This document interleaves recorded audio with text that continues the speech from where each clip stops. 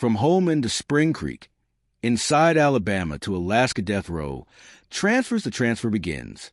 Before we dive in, make sure you hit subscribe, smash that like button, and comment below where you're watching from, because this story is dark, twisted, and you're going to want to see every shocking detail. Welcome to the truth behind America's most dangerous inmates.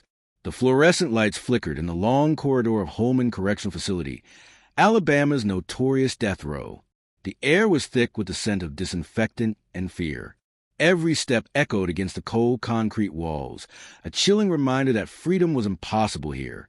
Within these walls, men who had committed crimes too unspeakable for society forgiveness were kept under constant surveillance. But today, something was different. Inmate 3127, known only as Jackson, though his real name had been buried in files and legal transcripts, had become a name whispered among guards and inmates alike. He wasn't just dangerous. He was unpredictable, a master manipulator with a trail of violence behind him. And for reasons that officials refused to disclose, Jackson was being moved, not to another Alabama facility, not to a neighboring state, but all the way to Spring Creek Correctional Center in Alaska, a journey that would stretch across the country and demand the tightest security ever orchestrated in U.S. history. Correctional officers scurried through the hallways, checking radios, confirming codes, and locking down wings. Jackson was in his cell, pacing, his movements precise, calculating, almost theatrical. Behind the thick glass, a camera captured every twitch, every micro-expression. He stopped mid-step, listening to the guards' voices echoing outside. Something in his eyes betrayed anticipation, and perhaps a hidden plan. Outside Holman, a convoy of armored transport vehicles waited, their engines humming like predators ready to strike. The sky was overcast, the gray clouds blending with the metallic sheen of the vehicles. Each car was equipped with bulletproof glass, reinforced steel, and state-of-the-art tracking technology. The transfer team, highly trained, armed to the teeth, and operating under federal oversight, moved like clockwork. There was no room for error. Jackson's reputation preceded him. Within prison walls, stories of his past crimes were like dark legends. Fights that left guards injured, inmates manipulated into deadly games, and a string of death threats so meticulous that even veteran officers tread carefully. This was not an inmate to underestimate. And now, he was being sent thousands of miles away, into the heart of a facility known for containing the nation's most dangerous men, Spring Creek. The loading process was ritualistic. Jackson was fitted with restraints, each cuff, strap, and chain designed to prevent any chance of escape. Officers guided him with precision, their hands steady but tense. Every camera in the hallway captured the scene, broadcasting a silent warning. Chaos was possible, but discipline was absolute. As Jackson was escorted into the first armored vehicle, he glanced around with calm so unnerving it sent shivers down the spines of the officers. He didn't struggle. He didn't speak. Yet, the tension in the air was palpable. Somewhere behind that composed exterior, the officers knew he was already planning, already calculating. The convoy began its slow crawl out of Holman, lights flashing, sirens muted but ominous. The roads were empty, cleared for this singular, unprecedented transfer. Alongside the convoy, federal law enforcement monitored every movement. Helicopters circled above, cameras and infrared scanning every inch of terrain. For hours, every mile passed under the watchful eyes of those who understood fully what was at stake. Inside the transport vehicle, Jackson sat in silence. The interior was stark, cold metal and reinforced glass. He stared straight ahead, his mind a fortress of thoughts. Outside, the world seemed like a blur, the southern landscapes of Alabama giving way to the long stretch of highways toward Alaska. He knew the journey would be grueling, but he also understood the stakes. One misstep, one lapse in security, and the consequences would be catastrophic. Meanwhile, back in Holman, whispers began among inmates and guards alike. Why Jackson? Why now? Transfers of this magnitude weren't common, and move to Alaska's Spring Creek was almost unheard of. Rumors spread. Had he threatened someone in authority? Did he uncover secrets too dangerous to remain in Alabama? Or was this simply a preemptive move by federal authorities, preparing for something bigger? Hours into the journey, The tension escalated. Jackson's transfer was more than logistics. It was a chess game. Every checkpoint, every brief stop, every refueling moment required calculated precision. Officers rotated shifts. Helicopters continued their aerial watch, and backup teams followed at a discreet distance. Communication lines buzzed constantly. Any deviation, any hint of trouble would be met with immediate force.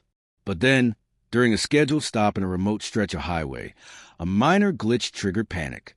One of the armored vehicles experienced a malfunction in its secure locking mechanism. Protocol demanded an immediate lockdown. All convoy movement paused, officers tense. Jackson's calm didn't waver. He didn't speak, didn't flinch, but inside, every instinct was sharp, analyzing, exploiting. The glitch was minor, corrected quickly, but the incident raised questions. Could an external force have been attempting an interception? Was there a network aiding Jackson, prepared to capitalize on any mistake? The officers didn't dare speculate, but the fear in their eyes was real. Jackson's history had taught them that danger could strike even in the most controlled environments. As the convoy continued north, the landscape transformed. Rolling plains gave way to forests, rivers, and then the stark, icy expanses of northern territories. The journey was long, cold, and unforgiving. Every mile a test of endurance for both Jackson and his guards. And yet, Jackson remained eerily composed, as if he thrived under pressure, the very environment amplifying his infamy. Finally, as night fell, the convoy approached the outskirts of Anchorage. Snow began to dust the ground, and the cold bit through the armored exteriors. The officers' breaths were visible in the frigid air, their bodies tense, muscles taut from hours of vigilant movement. And then, in the darkness, the outline of Spring Creek Correctional Center emerged, a fortress in the snow, lights gleaming like watchful eyes. Jackson was unloaded, escorted through layers of security gates, scanners, and checkpoints. Every move meticulously recorded, every step a demonstration of control. And as he disappeared behind the final reinforced door, whispers spread among the officers. They had never seen someone move with such calculated silence, such unnerving patience. But the transfer was only the beginning. Inside Spring Creek, new dangers awaited and new alliances would form, alliances that Jackson would manipulate and betray as only he could. The officers watching from the control tower knew this was just a calm before a storm that would test their training, their courage, and their very sanity. And somewhere deep inside that fortress, Jackson smiled faintly. The game had only just begun. Into the northern fortress. Spring Creek Correctional Center loomed against the darkened Alaska night like a fortress carved from ice and steel. Its perimeter fences, topped with razor wire and surveillance cameras, glinted under floodlights, reflecting an almost otherworldly blue hue. Inside, the corridors were empty, silent except for the faint hum of fluorescent lights. Every hallway, every cell, every nook was mapped, recorded, and monitored. And yet, despite all this, Jackson, the man who had terrorized Alabama's death row, had just arrived, a ghost in their system. As officers escorted him to the reinforced gates, the chill air bit through their heavy jackets. The transport was meticulous, almost ritualistic. Metal cuffs secured, chains locked, body scanners verified, and multiple layers of armed officers forming a human barricade around him. Even seasoned personnel couldn't shake the feeling that Jackson's calm was a weapon. While they followed every protocol, he surveyed everything with a calculating gaze, absorbing the environment, memorizing every camera, every guard, every escape route, even if only hypothetical. Inside the intake unit, the process was clinical, cold. Jackson was measured, photographed, fingerprinted, and logged. Every detail, from his height to the width of his shoulders, was recorded. But behind the official procedure, whispers of apprehension flowed among the guards. He had already earned a reputation for manipulating fellow inmates, for exploiting any weakness, and for testing the limits of authority. Here in Spring Creek, those limits had been engineered to be absolute. Yet even these walls might not withstand him. The warden, a stoic man named Corbin, observed from his office above the intake floor. He had been briefed extensively. Jackson was not just violent. He was intelligent, strategic, and unrelenting. Treat him like a weapon, Corbin had said to his team, because that's exactly what he is. And anything less than absolute vigilance could cost someone their life. Jackson was assigned to a single cell, isolated in the maximum security wing. Thick concrete walls, steel doors, and constant monitoring were supposed to neutralize any threat he might pose. But as the cell door slammed behind him, the faintest smile curved his lips. Isolation was no deterrent. It was an opportunity, and he had plans that extended far beyond what any guard could imagine. The first hours were a test of endurance. Jackson remained silent, pacing within the narrow confines of his cell. He didn't speak, didn't plead, didn't cause a scene. Yet, he was already establishing dominance. The other inmates, those considered equally dangerous, whispered about him. His arrival alone was a shockwave, unsettling the fragile hierarchies that governed the prison's social ecosystem. Meanwhile, in the control room, officers monitored every camera feed. Jackson's movements were slow, deliberate, almost ritualistic. There was no sudden aggression, no noise, no distraction, and that was precisely what unnerved them. Experienced officers knew the calm before a storm, and Jackson had a storm brewing inside his mind. By the next day, tensions began to manifest in subtle ways. During yard time, a limited period in which even high-risk inmates could be observed under strict security, Jackson was positioned strategically, watching others, gauging reactions. He didn't approach, didn't provoke, but every glance was a calculation. Every tilt had a silent question. Who can I influence? Who can I manipulate? Who will crack first? Meanwhile, the warden received a confidential report from an intelligence analyst embedded within the state's correction system. The report was blunt. Jackson's record indicated an ability to coordinate actions outside of confinement, to orchestrate disturbances even under extreme restrictions. He had contacts, networks, and the capacity to exploit weaknesses in any system. Spring Creek state-of-the-art surveillance might capture his movements, but it could not penetrate his mind. Within a week, small incidents began to unfold. A guard's radio went missing for 30 minutes before being found in an impossible location. Another officer reported a cell door latch that had been tampered with, though no one could have reached it. Every minor anomaly was cataloged, but the cumulative effect was psychological. The message was clear. Jackson was already testing the facility, probing for cracks. One night, a transport convoy within the facility, moving high-risk inmates between wings, nearly turned chaotic. Jackson had been scheduled for a transfer to a medical unit for routine observation. Guards noted the slightest hesitation, the way he positioned himself, how his eyes flickered toward the exit and back toward the cameras. It was subtle, almost imperceptible to an untrained eye, but experienced personnel recognized it immediately. Jackson was assessing vulnerabilities. Simultaneously, rumors began circulating among the prison population. Whispers of a new king in the maximum security wing, a man who could intimidate others with just a look, and would survive transfers that had broken lesser inmates, started to spread. Jackson's legend grew overnight, and for the first time, officers realized that controlling him would not just be a matter of locks and chains. It would be a mental game. The warden convened an emergency strategy meeting.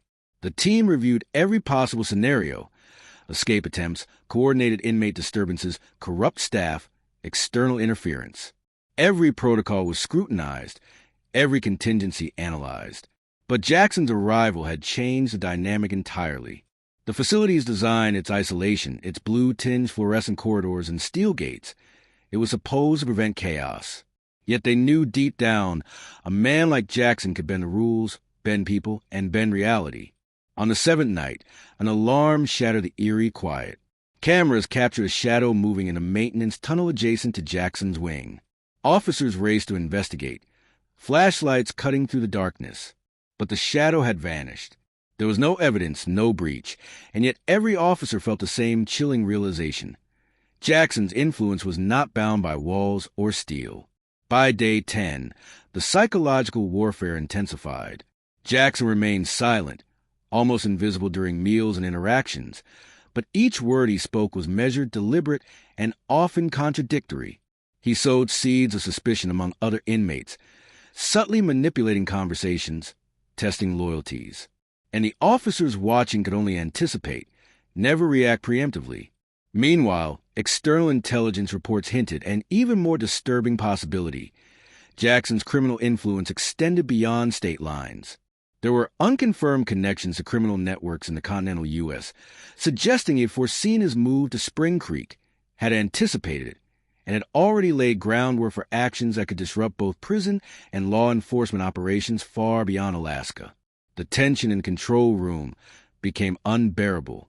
Officers worked 12-hour shifts, eyes glued to monitors, scanning for the slightest anomaly. Every minor noise, a clanging metal door, a shifted shadow, a distant shout, was interpreted as potential danger. Sleep deprivation and constant alertness created a pressure cooker environment. And inside his cell, Jackson remained eerily calm, observing, calculating, thriving. Then, on day 14, a breakthrough, or perhaps a shock. An inmate who had been placed in the adjacent isolation wing was discovered attempting to communicate with Jackson through the cell wall, using a series of coded knocks. The message was unclear, but the intent was unmistakable. Jackson had already begun orchestrating influence beyond his immediate confines. The warden immediately convened a high-level meeting. Strategies were revised, restrictions tightened, surveillance enhanced. Jackson's single-cell isolation was deemed insufficient. Every interaction, every movement, even the positioning of guards, had to be reconsidered. It became clear Jackson was not just a threat. He was a master strategist, a criminal mind operating with precision, and Spring Creek's isolation was no guarantee of containment. As night fell over the frozen expanse, Jackson sat in his cell, the faint blue glow from security lights reflecting off the steel door. He made a subtle, almost imperceptible adjustment to his position, tilting his head toward a corner where a camera feed was blind for 30 seconds each cycle. It was a simple gesture, but in the world of psychological chess he had created, it was a move that sent ripples of tension to the officers watching. And just before the chapter ends, an unmarked envelope appears under the warden's door. Inside, a single sheet of paper with one line, written in bold black ink. I know your weaknesses. The game is only beginning. The warden's hands trembled as he read it. Every officer in Spring Creek knew the same truth. Containment was never going to be enough. Jackson had arrived. And now, the real test, the battle of minds, the war control, was about to begin. The blizzard within. The blizzard outside Spring Creek was relentless, a furious swirl of snow and wind that blanketed the facility in a frozen white void. Even the floodlights along the perimeter fences struggled against the storm, casting flickering shadows across the razor wire. Inside, the inmates and staff could feel the tension intensifying. The weather mirrored the rising storm within the maximum security wing. Jackson, now fully acclimated to his Alaskan confines, was no longer just an observer. He had become the architect of fear, the invisible pulse controlling the facility's rhythm. By morning, the first signs of orchestrated chaos had emerged. A power fluctuation had temporarily disabled 2 camera feeds, though the facility reported no technical faults. Guards discovered that maintenance panels had been subtly tampered with. Scratches along the screws, minor bends in metal that seemed almost insignificant. Yet, those small alterations indicated the presence of a mind attuned to systems, a mind that could manipulate, evade, and calculate with precision. Jackson was not merely surviving. He was probing, testing, and mapping vulnerabilities that even seasoned officers had never imagined. Inside his cell, Jackson's eyes scanned the narrow confines. Every tile, every corner, every camera was logged in his mental ledger. He had observed the guards' routines, the intervals between checks, the blind spots in their patrols. His movements were slow, deliberate. He walked the perimeter of his cell, tested the resonance of the walls, tapped on pipes to hear how sound traveled. The storm outside was irrelevant to him. His storm was internal, methodical, and relentless. Meanwhile, the warden, Corbin, convened an emergency high-level meeting. Officers and analysts crowded into the reinforced strategy room, surrounded by monitors showing every corner of the prison. The report from the intelligence analyst was chilling. Jackson's influence extended beyond the cell walls. The attempted communication with a neighboring inmate was only the beginning. There were indications that contraband, illicit messages, and even coded instructions could be moving within the facility, orchestrated by Jackson. His presence was destabilizing, and the longer he remained, the more entrenched his influence became. The warden's first move was to isolate the most vulnerable points within the facility. Guards were reassigned, schedules adjusted, and every routine reviewed for potential weaknesses. Yet, Jackson remained unnervingly calm. The officers could see in his posture, in the subtle way he held himself. A predator in a cage, aware of every opportunity, patient enough to wait for the precise moment to strike. By the third day of the blizzard, a series of coordinated incidents began to unfold. A guard's radio went missing for nearly an hour, reappearing in an impossible location in a hallway camera feed. Another officer reported a cell door that had inexplicably unlocked for 30 seconds before the mechanism re-engaged. Small, almost imperceptible, but enough to cause suspicion and panic. The psychological toll on the staff was mounting. The sense that nothing in the facility was fully secure was deeply unsettling. Outside observers could not understand the complexity of the situation. On paper, Spring Creek was designed to neutralize inmates like Jackson. Maximum security isolation, redundant monitoring, reinforced walls, and state-of-the-art surveillance should have been more than sufficient. Yet the reality was far more disturbing. Jackson's intelligence, his manipulative skill, and his unrelenting patience created an invisible network of influence, unseen but profoundly felt. Inside the wing, tension among inmates escalated. Jackson's presence was magnetic. He had not spoken more than a handful of sentences in the past 2 weeks, yet the other prisoners followed his movements, interpreted his gestures, and feared his subtle commands. Rival factions that had existed for years began to shift in response to his influence. Some aligned themselves silently with him, while others attempted to distance themselves, uncertain how their survival might be impacted. The ripple effect of Jackson's presence was becoming tangible, a chessboard with lives as pieces, and Jackson as the unseen hand moving them. By the 5th day, the warden received alarming intelligence from the control room. A maintenance corridor had been breached, not physically, but through subtle manipulation of the surveillance system. A security camera feed had been looped briefly, creating a blind spot for precisely 2 minutes and 37 seconds. In that interval, an inmate in the adjacent wing had been attempting to signal Jackson. There was no question. Jackson's reach was extending. He was no longer confined to a single cell. He was orchestrating influence, manipulating the environment, and using the system itself against the staff. Corbin called for the immediate transfer of Jackson to a supermax isolation unit within Spring Creek, but the logistics were perilous. Moving Jackson would require unprecedented security measures, full-body restraints, multiple armed escorts, redundant surveillance, and coordination with medical and tactical teams. Each officer involved knew that a single lapse could result in chaos. Jackson's reputation alone created a psychological edge. Any misstep would be magnified, exploited, and recorded in his meticulous mental calculations. The day of the transfer arrived. Jackson was led from his cell under layers of security, each officer aware that he could manipulate fear with a glance, a shift in posture, or a single word. He did not resist physically, but his calm, deliberate movements unnerved even the most experienced personnel. Cameras captured every step, while guards checked and double-checked every restraint, every lock, every checkpoint. Jackson's eyes flicked to every corner, absorbing the environment like a predator scanning a hunting ground. He did not speak, but his presence alone communicated dominance. During the transfer, a small but significant anomaly occurred. A temporary loss of communication in one of the hallway radios caused a brief delay, though it was immediately corrected. Jackson, however, noted the glitch, subtle though it was, as if cataloging it for future reference.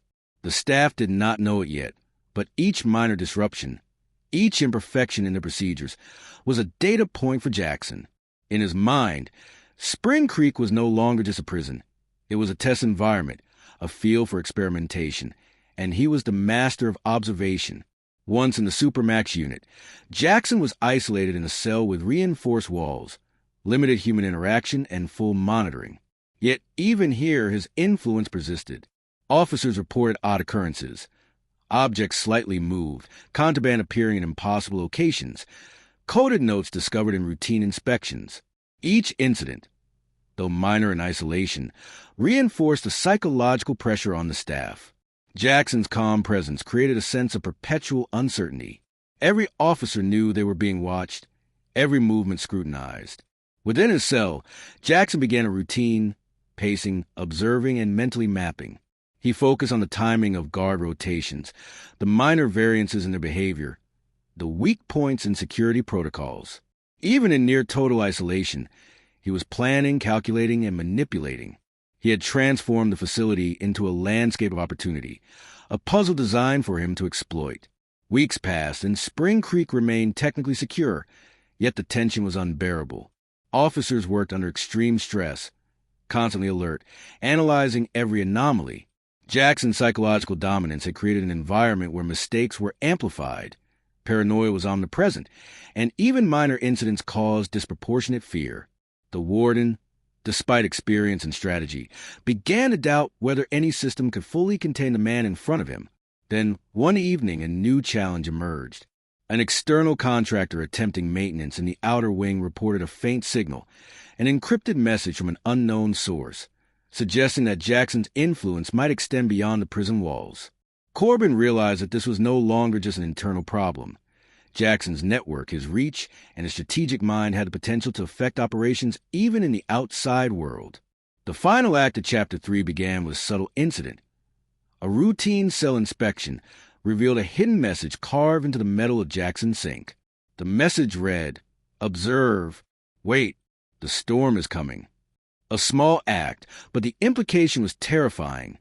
Jackson was orchestrating events beyond observation, and the full extent of his influence was still unknown. By the conclusion of the chapter, it became clear containment, isolation, and security were only partially effective. Jackson had turned Spring Creek into a psychological battlefield, where every officer, every inmate, every procedure was part of a complex system he could manipulate. The blizzard outside mirrored the chaos inside, the cold and isolation amplifying the tension, creating a landscape where one misstep could have catastrophic consequences. The chapter ended with Jackson seated in a cell, the blue glow of surveillance lights reflecting off the steel walls, a faint smile playing on his lips. Outside, the storm raged, but inside, Jackson was calm, patient, and entirely in control. The psychological war he had begun was only escalating, and every officer in Spring Creek knew that this battle had only just begun.